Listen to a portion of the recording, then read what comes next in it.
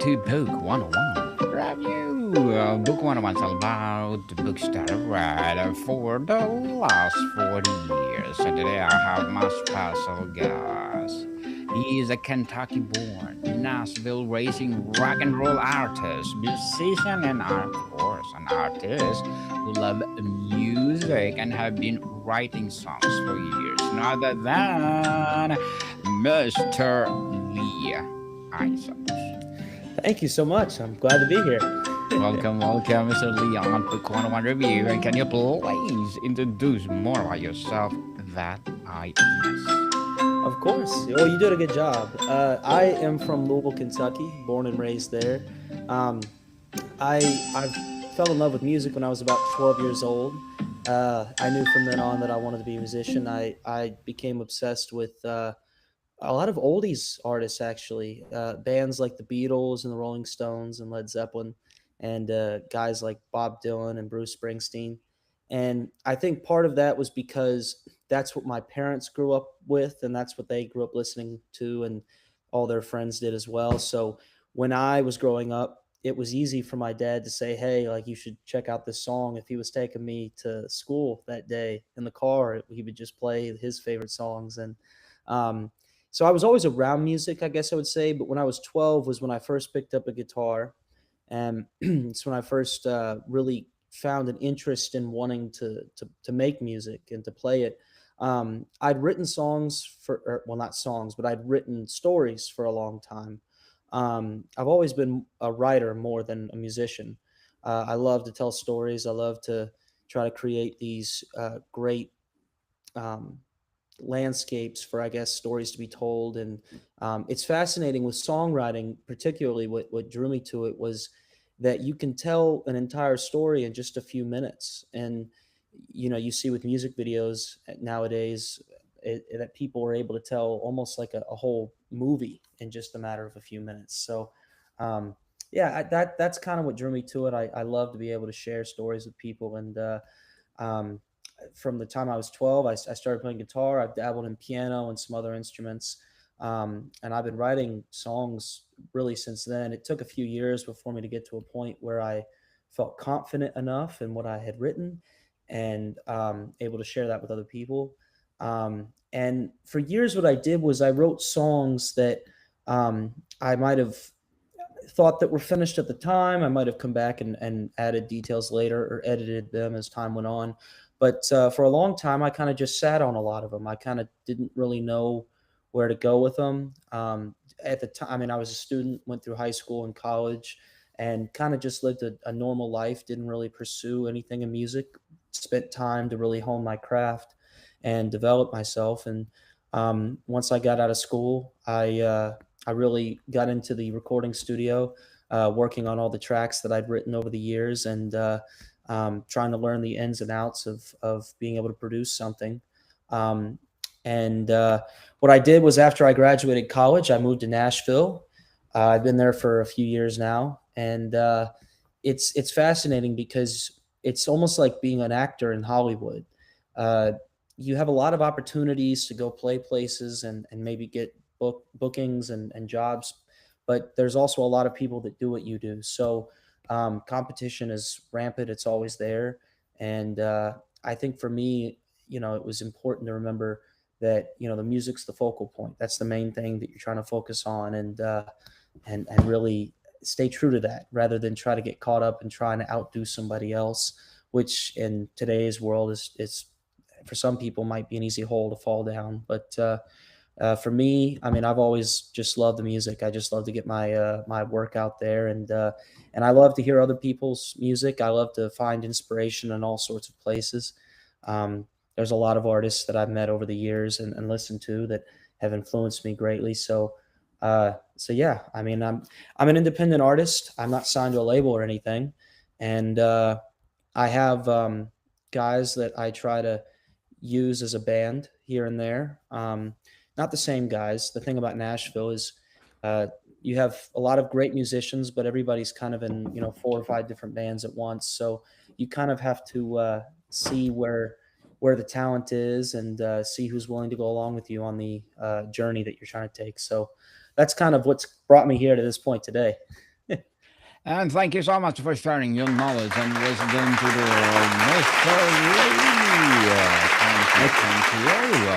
And today let's talk about entrepreneurship of being a musician. So tell us, what did you realize that to succeed a modern musician, you had to think of yourself, not just an artist, but as the CEO of a startup, where your product is your music and your brand.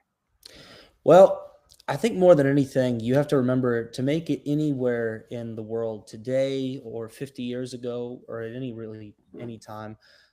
In whatever you do, you have to be driven. You have to really have a goal that you're trying to reach, whether that's I want to reach so many people with my product, and in this case being music. If there's say like you have a goal of reaching 50,000 people or 500,000 or say just 50, you have to find motivation that's going to be able to get you to that point. For me, it's always been I write songs that I feel good about. I write songs that I feel like other people would enjoy just as much, maybe even more than I do. And so I want to be able to help those people find my songs so that maybe that can help them along. And I think for me, it's like I can take away a lot of it's there's an interesting thing like for people like say you're really sad and you're kind of depressed. It's interesting how people like to typically listen to sad music when they're in that state. And you would think it'd be the opposite. You'd think that they would want to go find something happy and upbeat that would pull them out of whatever they're going through at the time. But sometimes people just want to really go through their emotions and feel whatever it is they're feeling at the present time. So there's music for all kinds of occasions. There's music to get you excited, to get you happy, to help you deal with heartbreak or anger or frustration. And for me, I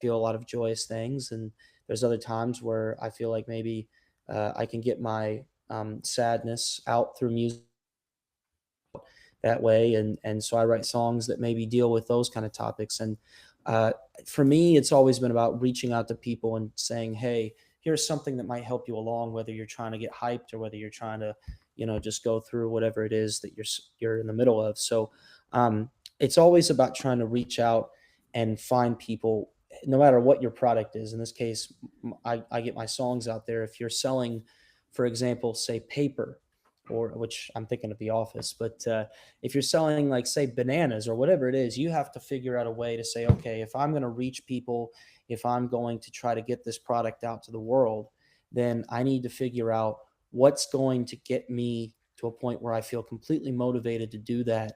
And even if obstacles come up in the way, I'm still going to stay on course. I'm going to be able to overcome whatever's thrown in my direction and stay strong mentally in the ultimate goal.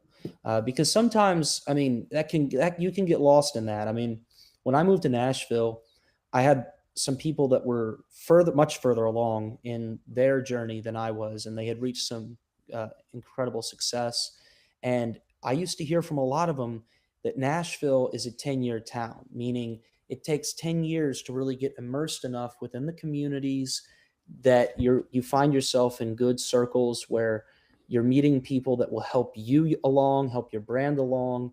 And it's just because there's so many people trying to do what you're trying to do, it can be easy to get lost within the ocean in a sense, like a small fish in a big ocean. So for me, I always just thought, well, it's important to notice where you started and where you've gotten to. It's not always easy to see progress in giant leaps. Sometimes it's just little by little, these small periods of little success that you feel like, okay, I haven't maybe gone 100 feet, but I've gone 10 or 15, which may not sound like much, but you have to remind yourself that any progress forward is progress.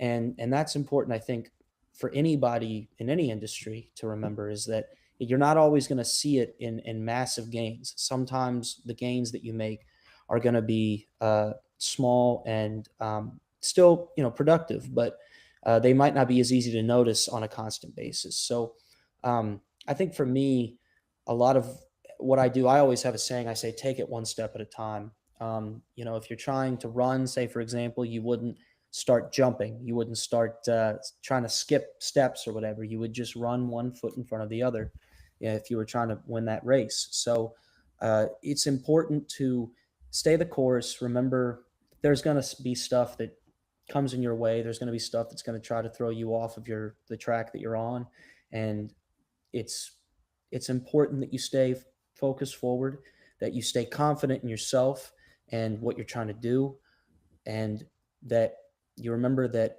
there is that light at the end of the tunnel. There is that goal that you're trying to reach, and as long as you keep your eyes focused on that and you keep the mental state of I'm going to get there, then you're going to be able to make it there, whether it's in music or whether it's in sales or whatever it is that you're trying to do. What is the most valuable initial investment a musician entrepreneur should make in their education, in marketing, or in building their team? So I think the most important tool that is out there in today's world is social media.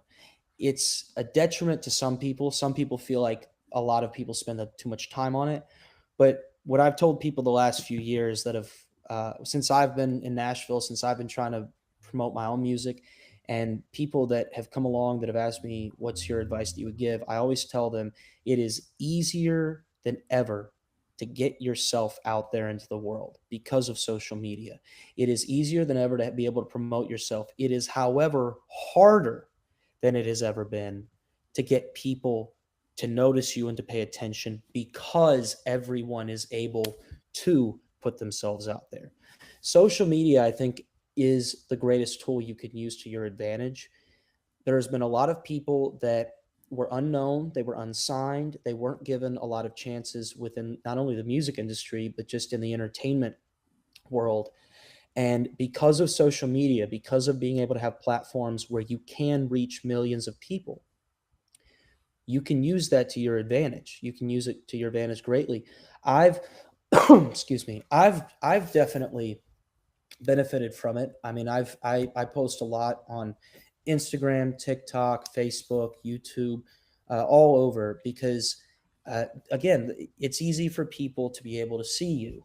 If somebody like for example, when I moved to Nashville and got immersed in the communities there, it was interesting because you would meet people, say in a networking event where you'd be trying to connect with people and see what kind of interesting contacts you could make, and no one would ever ask for your phone number. If you had a great conversation with someone at the very end, when they wanted to keep in touch with you, they didn't say, hey, give me your number. Let's connect later. What they would always ask is, what's your Instagram? And in a sense, I know for the music industry, it kind of works like this. I'm sure it works like this for other industries. In a sense, like Instagram, it's almost like a business card. I know that LinkedIn exists. I know that there's other websites that can kind of show what your resume speaks to. But in a sense, Instagram, because musicians post a lot on there, and because if they play live, you'll be able to go on their Instagram page. First of all, you can see how many people follow them, what kind of audience they have. You can see where they've played. You can see who they've worked with. They're going to post about all that kind of stuff, the music they have out, what kind of opportunities they've had in the past. It's a great way for people to be able to see what you've done so far. And of course, if you announce, hey, I've got this single coming out in a month or in a few weeks, or hey, I'm going to be playing here or there, it's a great way to try and talk about what the future holds as well. So I think that social media really is the greatest tool that you can use as an entrepreneur in today's day and age to be able to get yourself, your brand, and your product out there.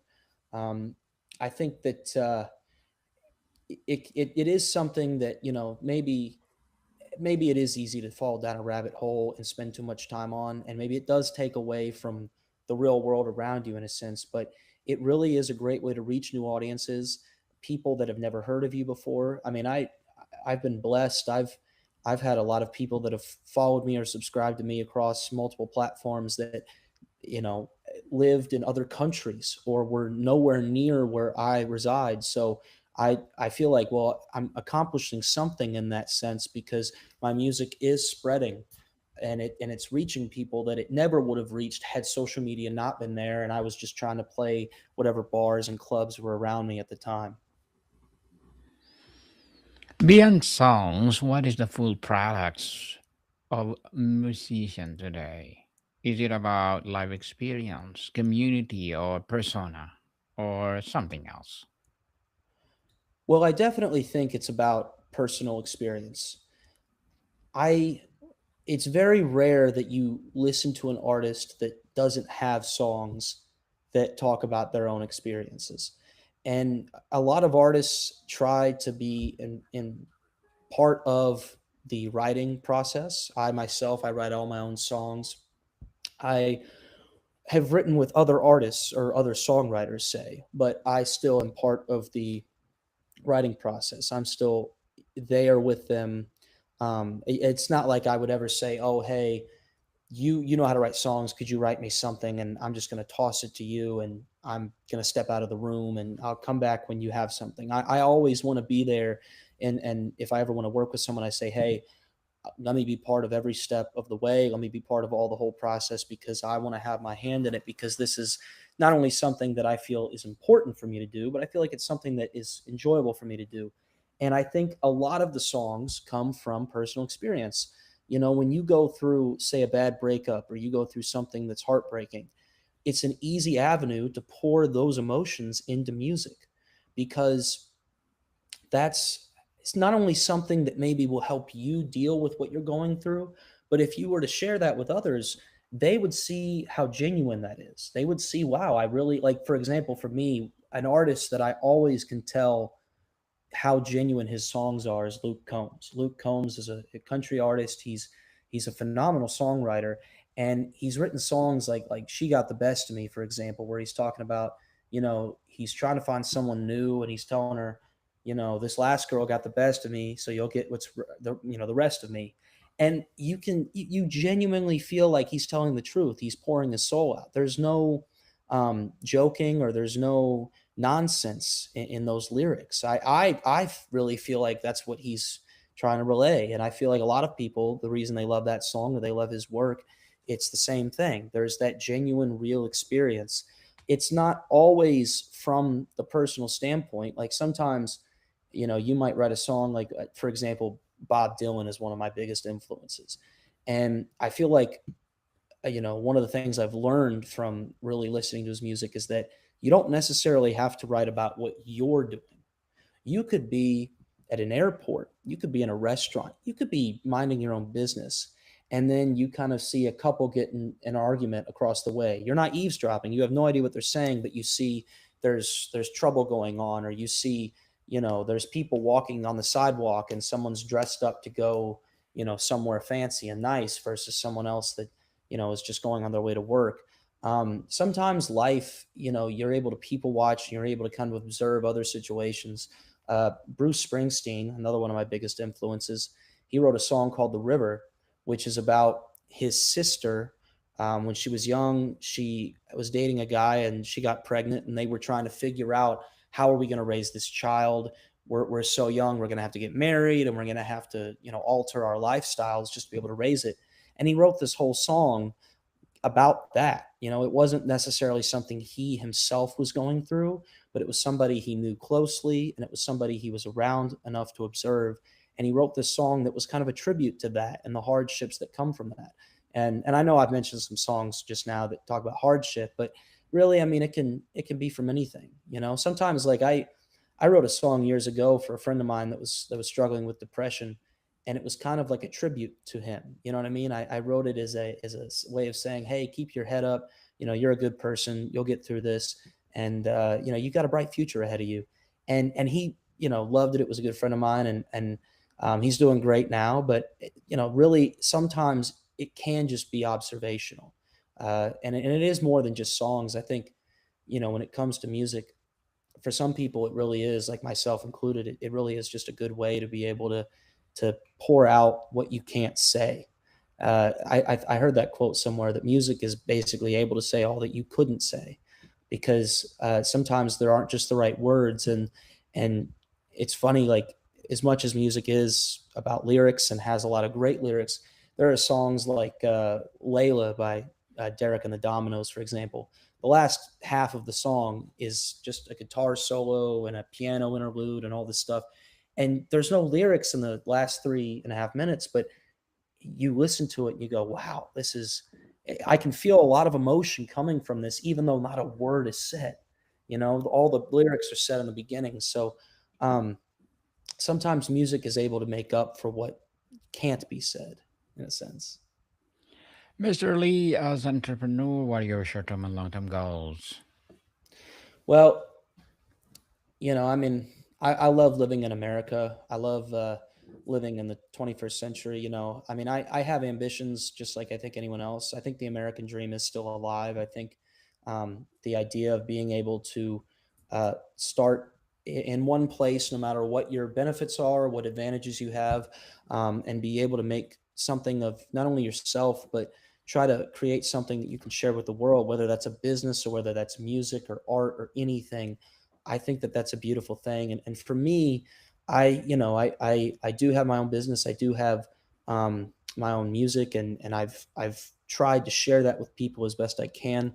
In my long term goals, I would like to be able to continue doing that for as long as possible. I'd love to be able to live to a very old age and still be making music, still be sharing it with the world, and still be allowing others to be able to use the music that I put out to help them along, to help them enjoy life, to help be able to give them a soundtrack for their lives. And obviously, people, whenever it comes to anything that you're trying, any dream that you're trying to pursue, there's always a financial aspect. You want to be able to have a lucrative business, and you want to have something that's going to keep benefiting you and your family and your loved ones as time goes on. So, in terms of short term, I want to keep making music. I want to be able to be surrounded by people that make me happy, and be able to help the people around me. But long term, I'd like to be able to continue making music and doing what I love for as long as possible, really up until I leave this earth. So those are my goals. Good luck to your goals, Mr. Lee, and looking forward for more success. And what would be your piece of advice for those people out there who want to be a musician as well as entrepreneurs? So the most important thing that I can probably share with you is that you always have to be yourself. I know that may sound a little cliche. I know there's been some people that probably preach that a lot, but it really is the best advice that I can give, because at the end of the day, I've seen artists that just try to copy other artists. They just try to take a style that worked for someone else and say, well, if people really like that, I'll just run with it. And it really isn't authentic. It's not as organic, and people can usually tell that. And as a result, they aren't as interested in what you're trying to do. So if you stick to what you're trying to do and you really focus on being as unique as you can, even if it's not something that's popular, or say it's a sound that is generally liked as much, you need to make the music that you want to make. And in terms of your business, of course, look at other models, look at what has worked for other people, but don't necessarily just go and say, well, I'm going to copy everything that this other person did, because that's going to be able to get me where I want to go.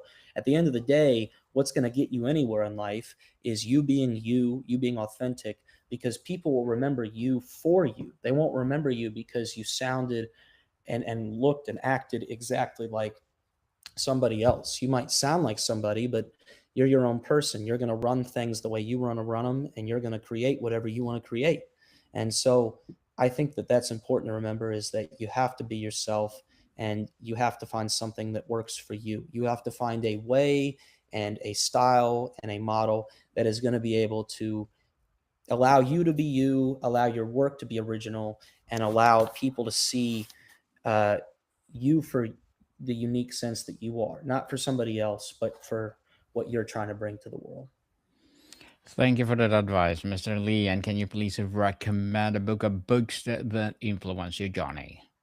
Well, currently I'm reading On the Road by Jack Kerouac, which is from the Beatnik generation, 1957. And it's fascinating to me because uh, it's all really about somebody that hitchhiked after college around America. They met a lot of people, and this is back in the 40s, so it's a long time ago. But the whole theme of the book, not because it's something that I read on the back, but what I've been able to pick up from it, is that it's all about, you have to live life to the fullest.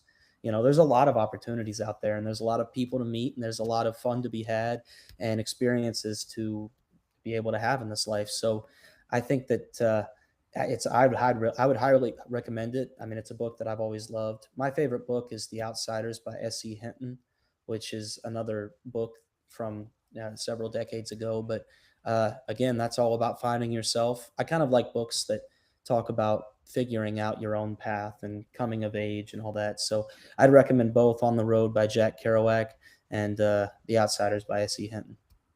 Thank you for that recommended books, Mr. Lee. And before we wrap up our discussion for today, I'm inviting you to please do listen to my other podcast, people, because my abstract essay is already in fifth season, abstract poetry in second season, and my book 101 review coming sixth season next year, comedy 101 in third season, and food 101 in sixth season already. Geography 101, love letters, movie 101 review, music 101 fourth season.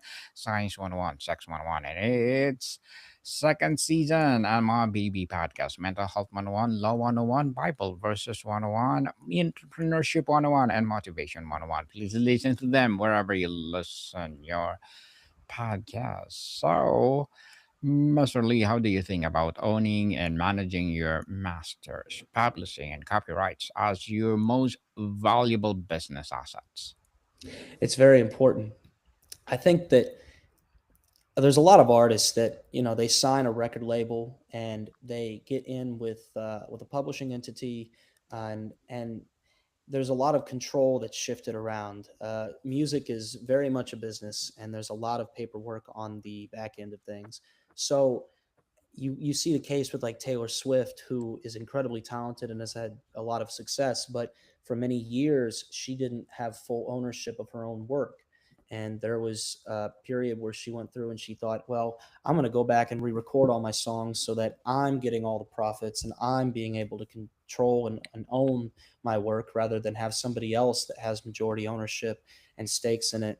And it worked out for her, and eventually she did get all of her songs back into her possession. I think it's a blessing to be able to say that I own my work 100%, because not everybody gets that opportunity. I think some people don't even realize that that is a possibility. Music industry is not quite what it used to be. You used to have to sign to a record label, get a record contract, and you would relinquish some ownership to other people. And for a lot of people, that kind of messed them up along the way. They didn't have full ownership of their work. They couldn't completely say whether it was going to be used in commercials or film, or where it was going to be played, who was going to play it, and all that kind of stuff. So to be able to have a little bit of a business savvy enough to where I did my research, I was able to start my own business and now be able to manage my songs completely. That's something that I'm very grateful for, and I think that it's something that every artist coming up nowadays should look into, because it is a valuable asset to be able to have complete and total ownership of all your work. Not just from a profitable standpoint. I mean, sure, you'll be able to make more money that way, but you'll also be able to prevent your music from maybe ever entering territory where you wouldn't want it to be.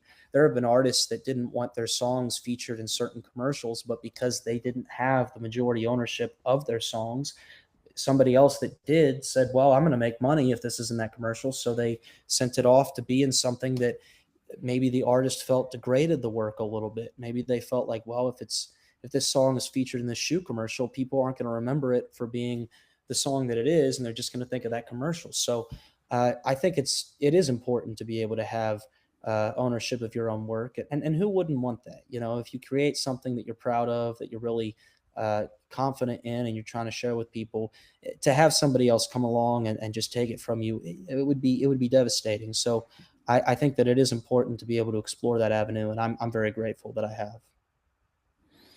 And Mr. Lee, thank you so much for sharing your knowledge and wisdom today.